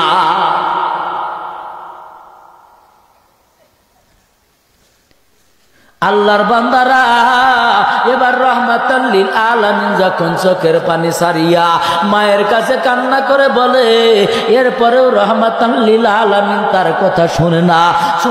শোনার পরে হযরতে আল্লাহর পয়গম্বরের দাদা আব্দুল মুত্তালিবের কাছে নিয়ে যখন আমিনা ডেকে বলে, আব্বা জান আপনার নাতি বাবার কোলে যাবে। আমি কেমন করে তার বাবার কোলে যাবে দিব, তার বাবা তো দুনিয়ার জমিনে নাই। আল্লাহর নাতিকে বুকের মধ্যে জড়াইয়া ডাক দে বলে, নাতি রে আর কান্না করিও না, আমি তোমাকে এমন আদর দেব, এমন ভালোবাসা দেব, আমার কাঁধে লইয়া ঘুরবো। কিন্তু রহমাতাল লিল আলামিন বলে, দাদা যান সবাই ডাকে তাহার বাবাকে বলিয়া আমি পাই না, ডাকবো কারে দাও দেখায়া, আমি পাই না ডাকবো কারে দাও দেখায়া। আল্লাহর বান্দা আব্দুল মুত্তালিব নাতিকে লইয়া বুকের মধ্যে জড়াইয়া রাত্রিবেলায় যখন থাকে, এরপরেও নাতির কান্না থামে না। আব্দুল মুত্তালিব ডাক দেয়া বলে, আমিনা রে তোমার দাসুম নাই মানকে লইয়া তুমি চলে যাও, তার বাবার কবরটা জিয়ারত করাইয়া নিয়ে আসো। এ বাবা মনটাকে নরম করে দিবেন। যখন মা জননী আমিনা অসুস্থ হইয়া যায়, তখন সন্তান একটু দূরে দাঁড়িয়ে রয়েছে, এবার মা জননী সন্তানের দিকে ডাক দিতেছে, কিন্তু সন্তান যখন মায়ের দিকে তাকায় না। মাসুম সন্তান রহমাতাল লিল আলামিন, এ বাবা রে সেই সন্তান যদি অসুস্থতায়, মা যতই অসুস্থতায় পড়ুক, সন্তান যদি দূরে থাকে, ওই সন্তানের জন্য বারবার মা মৃত্যু সজ্জায়, বাবা মৃত্যু সজ্জায় বলে, আমার বাবা কোথায়, আমার বাবাকে আমার কাছে এনে দাও, আমি একটু বাবাকে আদর করে। জানটা যাওয়ার পূর্বেও, ইন্তেকালের পূর্বেও যেই মা এবং বাবা সন্তানকে আদর করার জন্য বুকে ধরাই আদর করে, ওই সন্তান কেমন করে তুমি মা বাবার কলিজার মধ্যে আঘাত দাও। আল্লাহর নবীকে ডাক ডাকতেছে দেখা যাতেই খাজাবা বা তোমার মায়ের মুখ এই জীবনে আর নার দেখবা তোমার মায়ের মুখ এই জীবনে আর নার দেখবা তোমার মায়ের মুখ আছো বাবা একবার মারছে যে বুকেতে ওরে যা থাকি কি না আমি এই না ধরাতে থাকে কে না আমি এই না ধরাতে। আল্লাহর পয়গম্বর যখন কাছে আসতেছিল এমত অবস্থায় আজরাইল যখন রূহটাকে কবজ করে নিয়ে যায়, এবার রাহমাতাল লিল আলামিন মায়ের পাশে দাঁড়ায়া দাঁড়ায়া কান্না করে, গলা জড়াইয়া কান্না করে, কোথায় গেল বাজার গোবরে পালায়া জন্মেরে তিন এই দরাতে আমায় বানায়া করবে থাকতে হারাইছি আমার বাবা রে সুরিয়া মো এখন আমি হারাইলাম মা তোমারে বাবের তীরে হইলাম মা এই দরায় সুরিয়া মারা বোন নাই রে বান্ধব এই দরায় উম্মে আইমান রহমাতাল লিল আলামিনকে যখন ডাক দিয়া বলতেছে বাবা আসো, আদর করতেছে বুকের মধ্যে লইয়া ডাক দিয়া বলে বাবা তুমি কান্না করো না, তোমাকে আমি তোমার মায়ের মতো আদর করব। রহমাতাল লিল আলামিন চোখের পানি ছেড়ে দেয়, বলে না রে মায়ের আদর নাই রে এই গাববে কে দিবে মানায়া আমার জগতে কে দিবে আর মানায়া আমার জগতে। আল্লাহর নবীকে লইয়া যখন তার বাড়ির দিকে চলে আসতেছিল, দাদার কাছে শুয়ে থাকে, রাত্রিবেলায় রহমাতাল লিল আলামিন যখন ঘুমের ঘরে থাকি, হঠাৎ করে মা বলে উঠে আব্দুল মুত্তালিব আদর করার তো কোনো দিন মা খুঁজে পাইব না। এর দুনিয়ার যুবকের দল। আল্লাহর নবী বলে উম্মতেরা রে আমি নবীজি তোমাদেরকে জানাইলাম এমন কোন আমল নাই, এমন কোন ইবাদত নাই তোমাদেরকে প্র্যাকটিক্যাল শিক্ষা দেই নাই, কিন্তু একটা আমল যেই আমলটা আমি নবী তোমাদেরকে প্র্যাকটিক্যাল শিক্ষা দিতে পারলাম না, সেটা হলো আমি এতিম নবীর মা নাই, আমি এতিম নবীর বাবা নাই, কেমন করে তোমাদেরকে শিক্ষা দেব? তবে একটা ব্যাখ্যা দিয়ে হাদিস, আল্লাহর নবীজির কাছে একদিন বৃদ্ধা মহিলা আসতেছে, নবীজি যখন দূরের থেকে দেখলেন দৌড়াইয়া সন্তান মাসুম সন্তান যখন তার মা বাবাকে দেখে দৌড়িয়া যায়, আরে আমার এতিম নবী দৌড়াইয়া গিয়া সেই বৃদ্ধ মহিলাটার কাছে গেলেন, মহিলার কাছে যাইয়া তাকে আনলেন, তার নবুয়তের চাদরটা যখন বিছিয়ে দিলেন, ডাক্তার বলে মা আপনি নিচে বসবেন না, আপনার সন্তানের চাদরের মধ্যে বসবেন। সাহাবারা চিন্তা করে আরে যেই নবীর দিকে আল্লাহ রাব্বুল আলামিন এত সম্মান দান করে দিলেন, সেই নবীর নবুয়তের চাদর বিছাইয়া তিনি যেই মায়ের জন্য এত আদর যেই মানুষটাকে বসাইলেন, ওই মানুষটাকে জানি না আল্লাহর নবীর সাথে কানে কানে কথা বলে ওই সব মহিলাটি চলে গেল। আল্লাহর নবী জিজ্ঞাসা করলেন সাহাবারা রে তোমরা জানো না কোন ব্যক্তি দেশে ছিল, তোমরা তো জিজ্ঞাসা করলা না। আল্লাহর নবী বলে সাহাবারা রে আজকে যদি আমার মা থাকতো তোমাদেরকে দেখাইতাম, আমার যদি বাবা থাকতো কেমন করে আদর খ্যাতমত করতে হয়, কেমন করে সম্মান করতে হয় তোমাদেরকে দেখাইতাম। যদি ইনি আমার মা না, ইনি হলো আমার দুধ মা হালিমাতুস সাদিয়া। সাদিয়া আমার মাকে আমার নবুয়তের চাদরের মধ্যে বসানোর পর আমি যখন তাকে মা বলে ডাক দিলাম, আমার কলিজা ঠান্ডা হয়ে যায়। ওই মায়ের মতো এমন দরদের ডাক মা বিনে কেউ দিতে পারে না। এই জন্য যুবকের দল ওই মায়ের কাছে যাইবা, যদি কোনো সন্তান মায়ের সাথে বেয়াদবি করো, আমার আল্লাহ তার শাস্তিটা দুনিয়ার জমিনে করাইয়া নিবে। দলিল হলো হযরতে আলকামা রাদিয়াল্লাহু তাআলা আনহু, আল্লাহর নবীর কাছে খবর গেল, নবী গো হযরতে আলকামা মৃত্যু সজ্জায়, ইয়া রাসূলুল্লাহ একটু চলেন যাই। আল্লাহর নবী বললেন চলো যাই। আলকামা যখন এই কথা বললেন, আলকামার যখন এই কথা শুনলেন, দেখতে পারলেন আলকামার জবান দিয়া কলেমা বের হচ্ছে না। আল্লাহর নবী বললেন তোমরা কলেমার তালকিন দাও। মরণের সময় প্রত্যেকটা মানুষকে কলেমার তালকিন দিতে হয়। মান ক্বালা লা ইলাহা ইল্লাল্লাহ ফাদখালাল জান্নাহ, জোরে বলেন আল্লাহু আকবার। কোন বান্দার শেষ বাক্য যদি হয় লা ইলাহা ইল্লাল্লাহ, আমার আল্লাহ তার জন্য জান্নাত দান করে দেয়, জোরে বলেন সুবহানাল্লাহ। এমন সময় আল্লাহর নবী যখন বলেন চলো যাই, সাহাবারা চলে আসলেন, ইয়া রাসূলুল্লাহ নবী গো আলকামার জবান দিয়া কলেমা করতেছে না, ইয়া রাসূলুল্লাহ আমরা যতই তালকিন দেই আলকামার জবান দিয়া তো কলেমা করতেছে না গো নবী, এখন আমরা কি করব বলুন। আল্লাহর নবী দেখলেন আলকামার কাছের অবস্থা ভালো না, আলকামার জন্য ডাক দিয়ে বলতেছেন দেখো তো আলকামার ঘরের মধ্যে কে বেঁচে আছে। আলকামার মাকে ডাক দেওয়া হলো। এবার আলকামার মাকে জিজ্ঞাসা করলো, মা আপনি যদি বলেন আমি আপনার কাছে আসবো, এবার কাছে যাওয়ার পরে চোখের পানি ছেড়ে দে, বলে মা আপনি বলুন তো আলকামা আপনার কথা শুনতো কিনা, আপনার তার প্রতি সন্তুষ্ট কিনা। আল্লাহর বান্দা আলকামার মা চোখের পানি ছেড়ে দে, বলে নবী গো এমন সন্তান আমার, ওই সন্তান তার বিবির কথা শুনিয়া আমি মায়ের সাথে সবসময় কষ্ট দিত, আমাকে সবসময় আঘাত করে কথা বলতো, আমার কথা শুনতো না। আমার সন্তানের কথায় আমার কলিজার মধ্যে এখনো কষ্টগুলা বেঁধে রেখেছে।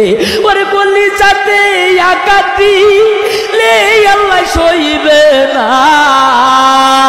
ওরে মুমিন মুসলমান কেন রে তোমরা বুঝো না, আল্লাহর বান্দা কেন রে তোমরা বুঝো না। হঠাৎ করে আল্লাহর নবী এমন ভাবে রাগান্বিত হয়ে গেলেন, চোখ মুখ লাল হয়ে গেল। আল্লাহর নবী ডেকে বলে সাহাবারা রে তোমরা চলে যাও, লাকড়ির ব্যবস্থা করো। যেই সন্তান মায়ের অবাধ্য, যেই সন্তান বাবার অবাধ্য, ওই সন্তানকে আমি দুনিয়ার জমিনে আগুন দ্বারা জ্বালাইয়া দেব। এই সন্তান তো আমার আল্লাহর জান্নাত পাবে না।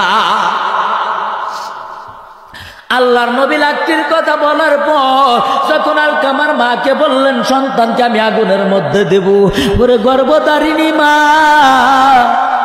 চোখের পানি ছেড়ে যা ডাক দিয়ে বলে ইয়া রাসূলুল্লাহ নবী গো আমার সন্তান যতই আমার আঘাত করেছে আমি আমার সন্তানকে ক্ষমা করে দিলাম নবী। আমি মা হয়ে কাঁদে, আমি কেমন করে আমি সন্তানকে চোখের সামনে আগুনের মধ্যে দেখবো গো নবী, আমি বরদাস্ত করতে পারবো না। আমি মা আমার সন্তানকে ক্ষমা করে দিলাম।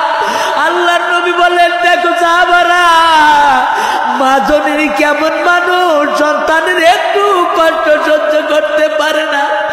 ওই মায়ের খেদমত করতে পারি নাই, ওই মায়ের আদর আমি নবী আদর পাই নাই। যেই মাত্র আলকামার কাছে চলে গেল সাহাবারা, সঙ্গে সঙ্গে দেখলো আলকামার জবান দিয়া কলেমা তখন ঘুরে গেছে। জোরে বলেন আল্লাহু আকবার। তাহলে আমাদেরকে কি মা বাবার খেদমত করতে হবে কি হবে না? জোরে বলেন বাবা, হবে কি হবে না? স্বামী স্ত্রী, আরে আমরা এমন স্বামী স্ত্রী, পিতামাতা স্বামী স্ত্রী সম্পর্কে কি বলবো ভাই, সংক্ষেপে একটা কথা বলে যাই। হযরতে আল্লাহর পয়গম্বরের মেয়ে খাতুনে জান্নাত ফাতিমা তো জোহরা রাদিয়াল্লাহু তাআলা আনহা, এই খাতুনে জান্নাত ফাতিমাকে যখন আলীর কাছে তুলে দিলেন, আল্লাহর পয়গম্বর বলেছিলেন আলী ফাতেমা আমার আলী যেন তোমার কাছ থেকে কষ্ট না পায়। জোরে বলেন আল্লাহু আকবার। নবীর মেয়ে ফাতেমাকে বলছেন আমার আলী যেন কষ্ট না পায়, তুমি আমি নবীর মেয়ে বলে তোমাকে আমি ক্ষমা করব না, কারণ আমার আলী যেন কষ্ট না পায়, আলী তোমার স্বামী। জোরে বলেন আল্লাহু আকবার।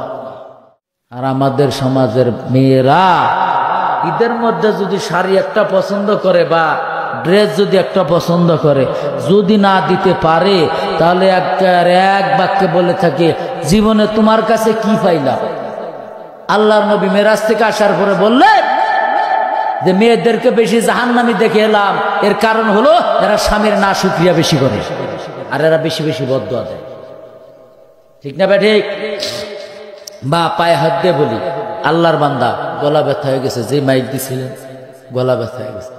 আমি এইরকম মাইকটা ভালো থাকলে কণ্ঠটা মিলে টান দেয় না, সুরটা মিলিয়ে আলোচনা করা। আমি আজকে আলোচনার সুরই খুঁজে পাইলাম না, এই সুরে তো আমি ওয়াজি করি না, কেমনে করে কি করলাম আল্লাহ জানে।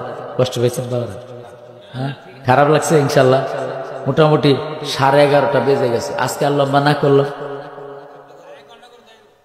আর 1 ঘন্টা। বক্তা মইরা যায়, কব্বর দিয়া গাইরা তুমি নাকি? হ্যাঁ, বক্তা মইরা যায়। বাবা আমার কণ্ঠ ব্যথা হয়ে গেছে, আগামীকালকে আমার কালেকশনের কেমনে হবে এটা আল্লাহ ভালো জানে, জানি না মালিকের অবস্থা। যাই হোক, যে কথা বলতেছিলাম, পায়ে হাত দেওয়া বলি আপনাদেরকে, সেটা হচ্ছে মা বোন যারা আছেন, স্বামীর খেদমতের কথা আল্লাহর নবীজি তার ফাতেমাকে বলে দিলেন। এবার আসেন নবীর আদর্শ থেকে আমাদের জন্য কার আদর্শ মানতে হবে? লাকাদ কানা লাকুম ফি রাসূলিল্লাহি উসওয়াতুন হাসানা। নবীর আদর্শ হলো আমার আপনার জন্য, ঠিক না ভাই? ঠিক। হ্যাঁ, আল্লাহর পয়গম্বরের স্ত্রী ছিল আমাদের আম্মা জান খাদিজাতুল কুবরা। নাম কি? এই খাদিজাতুল কুবরা আমাদের স্বামী স্ত্রীর মধ্যে কেমন মুহাব্বত আর তার ভালোবাসা কি একটু জানার দরকার আছে? হ্যাঁ, এবার আল্লাহর পয়গম্বরের কাছে রাত্রি, আল্লাহর পয়গম্বর যখন কলেমার দাওয়াত দিতে গিয়া ঘরের মধ্যে চলে আসে না, ঘরের মধ্যে আইসা শুধু দরজার সামনে একবার বলে খাদিজা, বলতে দেরি, দরজা খুলতে দেরি নাই। আল্লাহু আকবার।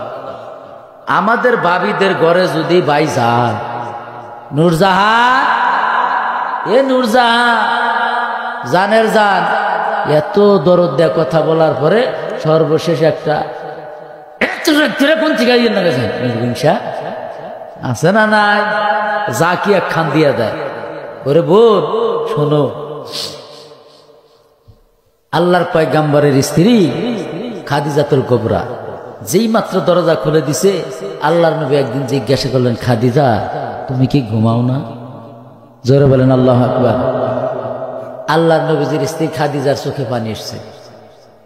ইয়া রাসূলুল্লাহ, ইয়া হাবিবাল্লাহ, নবী গো, আপনি যখন আমার কাছ থেকে ওই কাফেরদের কাছে কলেমার বাণীর দাওয়াত নিয়ে পৌঁছাতে যান, ওই আবু জেহেলের বাড়ির দিকে যখন যান, আমার মনটা তখন আতঙ্কের মধ্যে থাকে। ওই সময় চিন্তায় থাকি কখন আপনি বিপদগ্রস্ত অবস্থায় আসবেন দৌড়িয়া। ওই সময় যদি আমার দরজা খুলতে দেরি হয়ে যায় আর কাফেরের দলেরা যদি আপনাকে পেছন দিক থেকে আক্রমণ করে, তখন আমি খাদিজার কলিজায় বরদাস্ত হবে না। আল্লাহু আকবার। আল্লাহর নবী খাদিজাকে তখন আদর করতেছেন, কেমন আদর করতেছেন, দুজনের মধ্যে মুহাব্বতের কথা হচ্ছে।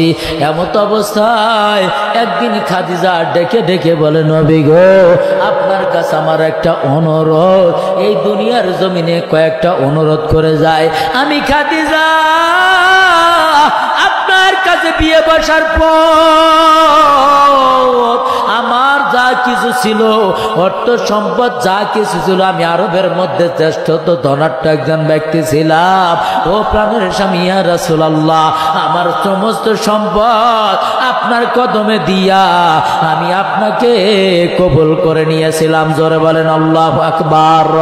এই কথা বলার পর আল্লাহর নবী ডাক দিয়ে বলে, খাদিজা, তোমার প্রতি আমার আল্লাহ রাজি হইয়া সালাম জানাইছি। যখন আল্লাহর পয়গম্বর এই কথা বললেন, এরপরেও খাদিজাতুল কুবরা কেমন ভালোবাসার বন্ধু। এবার খাদিজাতুল কুবরা দুজনকে ভালোবাসিয়া মুহাব্বতের সহিত কথা বলতেছে। হঠাৎ করে খাদিজা যখন অসুস্থ হইয়া যায়, তখন হযরতে মুহাম্মদুর রাসূলুল্লাহ সাল্লাল্লাহু আলাইহি ওয়াসাল্লামের কোলের মধ্যে মাথা রাখিয়া ডাক দিয়া বলে, স্বামী রাসূলুল্লাহ, ইয়া হাবিবাল্লাহ, নবী গো, আমি আপনার কাছে কয়েকটা জিনিস চাইব। ও আমার স্বামী, আপনার কাছে আমার মিনতি, আমি যেদিন এই দুনিয়ার থেকে চলে যাব ওই দিন আমার মধ্যে একটা মনের মধ্যে চিন্তা গো নবী, আমি যেদিন থাকবো না সেই দিন কাফেরের দলের আমার মনে হয় আমার স্বামীর না জানি কি ক্ষতি করে ফেলে। এখন আয়েব নবী আর বিবি রহিমের ঘটনা, আল্লাহ গলায় খোলা রাখবো না বাবা, আরেকদিন হবো, সম্ভব না, সম্ভব না।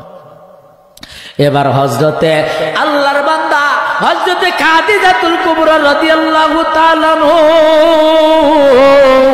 ডাক দে বলে, আমার নবী গো, আপনার কাছে আমার একটা চাওয়া, যেদিন আমি এই দুনিয়ার থেকে চলে যাব দুনিয়ার কোনো মানুষের কাছে থেকে কোনো কাপড় কিনে আমার কাফনের কাপড় দিবেন না, আপনার নিজের দেহের একটা জামা, আমি এই কবর আপনাকে কেমনে ছেড়ে থাকবো, আমি জানো আপনার কাপড়টাকে জড়াইয়া আপনার কাপড়টা লইয়া কবরে থাকতে পারি। জোরে বলেন সুবহানাল্লাহ।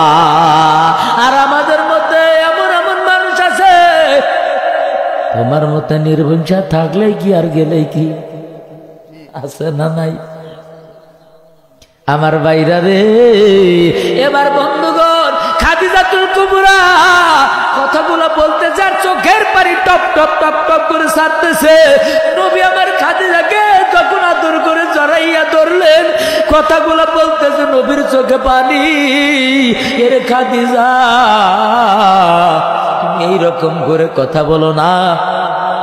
এরপরে বলতেছে, নবী গো, আমি আমার যেই কবরটা খনন করা হবে ওই কবরের মধ্যে সর্বপ্রথম দুনিয়ার কেউ যে কিছু যাক না কেন, আমাকে রাখার পরে যখন সবাই চলে আসবে ওই সময় আপনি আমার এই যে বলছেন বিচারের সোয়াল জবাবের জন্য যে প্রশ্নগুলা, এর উত্তরগুলো আপনি দাঁড়াইয়া থাকিয়া উত্তর দিয়ে আসবেন।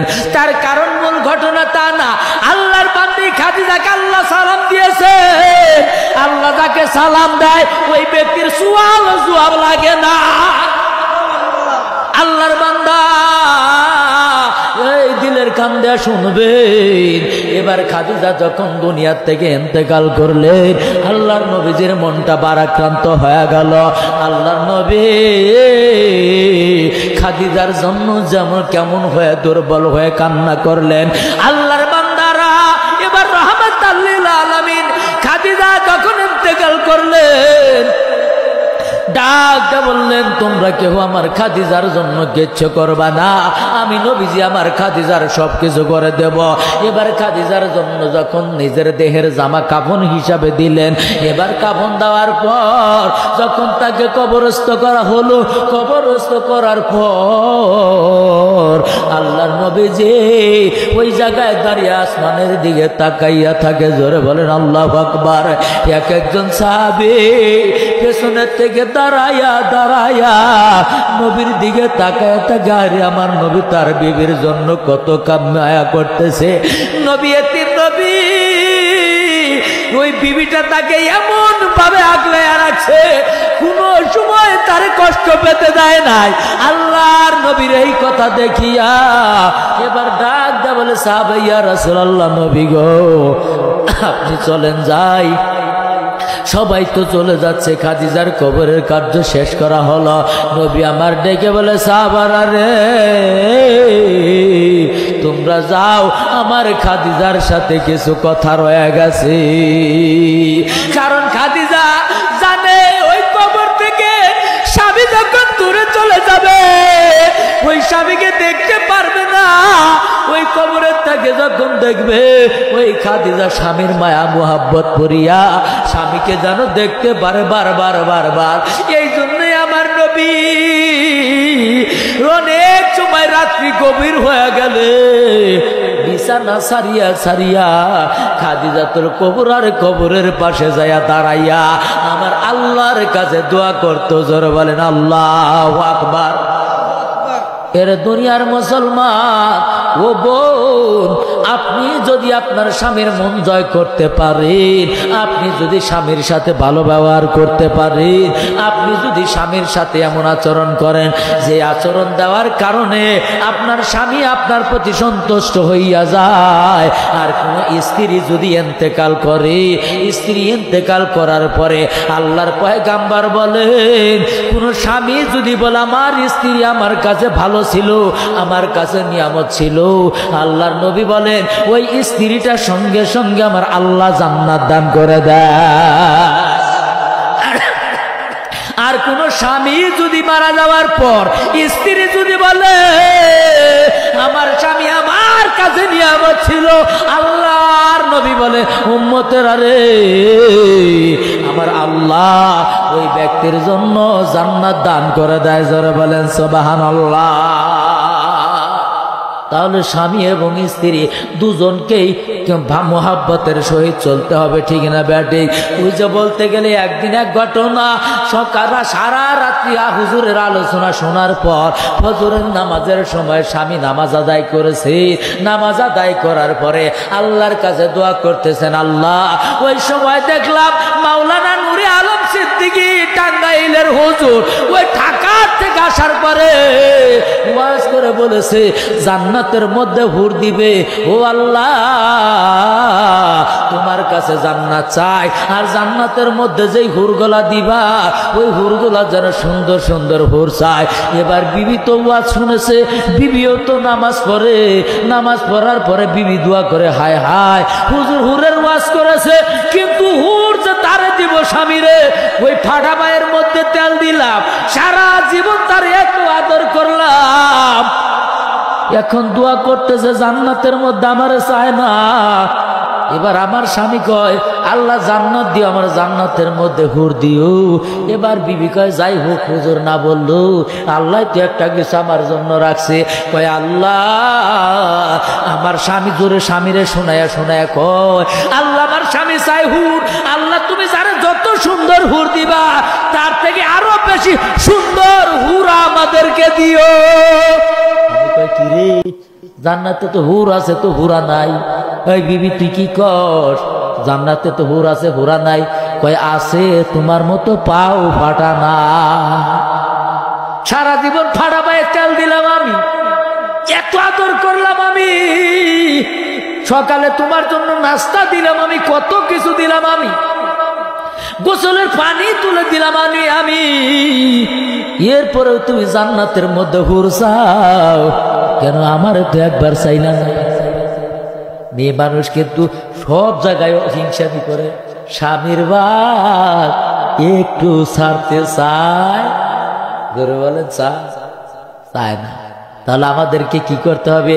উভয়কেই দুইজনের মধ্যে মোহাব্বত স্বয়ং সম্পন্ন রাখতে হবে।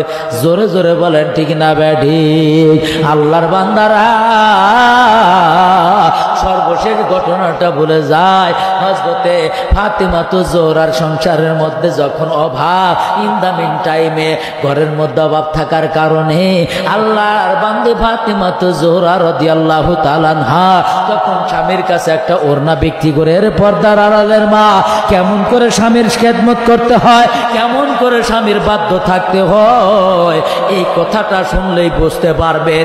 এবং খাতুনে জান্নাত যখন এই ঘটনাটা করলেন, স্বামীর কাছে একটা ওড়না দিয়া বলতেছেন, স্বামী গো আজকে হাসান আর হুসাইন 2টা দিন যাবত না খাওয়া, পেটের মধ্যে ক্ষুধা নিয়ে থাকতে পারে না, এই ওড়নাটা বাজারের মধ্যে বিক্রি করিয়া আপনি যা কিছু হোক না কেন সন্তানের জন্য তাড়াতাড়ি করে খাবার নিয়ে আসেন।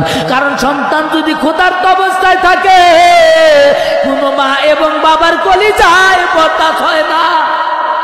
জোরে বলেন ঠিক না ব্যাঠি? আমি দেখেছি আমার মা এবং বাবা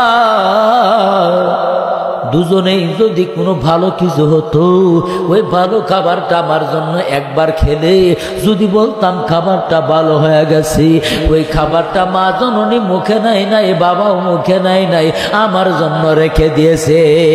ওরে এই দুনিয়ায় দেখি তো ভালোবাসার মুখ পাইনা রে আমার আদরের মা বাবার মুখ পাইনা রে আমার আদরের মা বাবার মুখ জোরে জোরে বলেন আল্লাহু আকবার। আল্লাহর পয়গম্বরের মেয়ে যখন এই কথা দিলেন, এবার আলী ওড়নাটা বাজারে নিয়ে গেলেন। আমরা অনেকেই দান করতে চাই না আল্লাহর ঘরে দিনের রাস্তার জন্য, ঠিক না বেটে? আল্লাহর নবীজির মেয়ে এইভাবে যখন দিলেন, বাজারের মধ্যে ওড়নাটা নিয়ে গিয়ে 6 দিরহামে বিক্রি করছে। কয় দিরহাম? 6 দিরহামে বিক্রি করার পর এবার তিনি যখন সদাই করতে যাবেন, একজন ভিখারি আসিয়া যখন ডাক দেয় বলে, ভাই আলী রে, আজকে কয়েকটা দিন যাবত আমি না খাওয়া, আমাকে তুমি কিছু টাকা আমাকে দাও, দান করো, আমি কিছু খাবার খেয়ে পেটের ক্ষুধা নিবারণ করি। আলী চিন্তা করলো, আমি যেহেতু আমি সবুর করি, আমার আল্লাহ আমাকে দেবে। দান করে দিয়েছে, সঙ্গে সঙ্গে টাকাটা দান করার পরে সন্তানের কথা মনে পড়ে গেছে। জোরে বলেন আল্লাহু আকবার। এই কথা বলার পর যেই মাত্র হযরত আলী আসতেছে,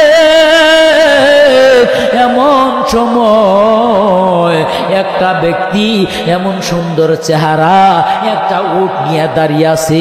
দাঁড়িয়ে থেকে বলতেছে, ভাই আলী রে, আমি এই উটটা বিক্রি করব, যদি তুমি উটটা ক্রয় করো আমি তোমার কাছে উটটা বিক্রি করব।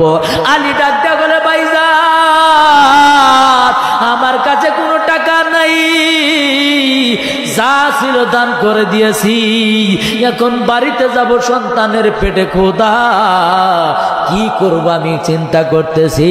ডাক দে বলে, ভাই আলী রে, আমি তোমার কাছে নগদ চাই না, বাকিতেই বিক্রি করতে চাই।